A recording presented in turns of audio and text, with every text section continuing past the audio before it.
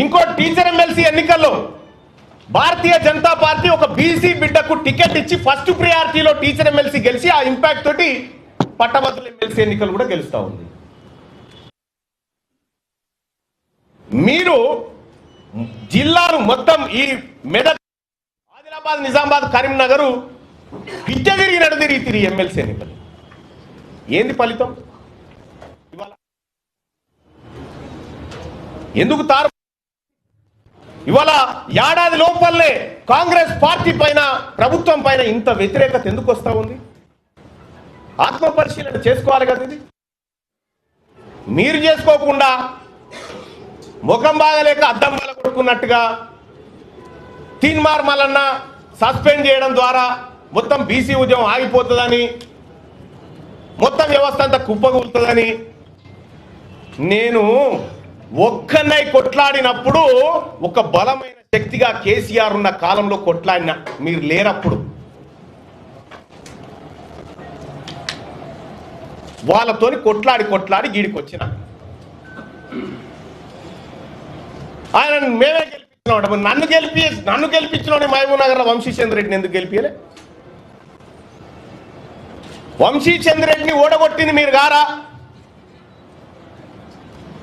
ఇవాళ వంశీచంద్ర రెడ్డి సిడబ్ల్యూసి మెంబర్గా ఉన్నాడు, ఇక్కడ వ్యవహారాన్ని ప్రతిదీ అధిష్టానానికి చేరవేస్తాడని కుట్రబన్ని ఓడగొట్టి నీ మనిషి చామల కిరణ్ కుమార్ రెడ్డిని పెట్టి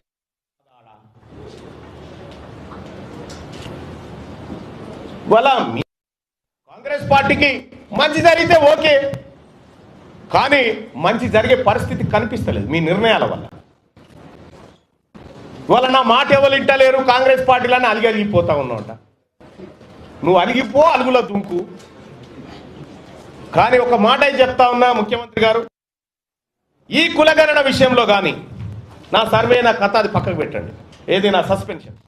ఈ కులగణన విషయంలో కానీ 40 రిజర్వేషన్ల విషయంలో కానీ 42 కాంట్రాక్టులు బీసీ కాంట్రాక్టర్లకు ఇవ్వడంలో కానీ కాంగ్రెస్లో కానీ ఎక్కడైనా బీసీలకు అన్యాయం జరిగితే బరాబరి కొట్లాడతాం. ఇవాళ నేను మాట్లాడడానికి ఏమైనా అడ్డం గురించి అన్ని క్లియర్ చేసి పెట్టి. కాబట్టి ముఖ్యమంత్రి గారు ఈరోజు కూడా మేము సూచన చేయదలుచుకున్నాం.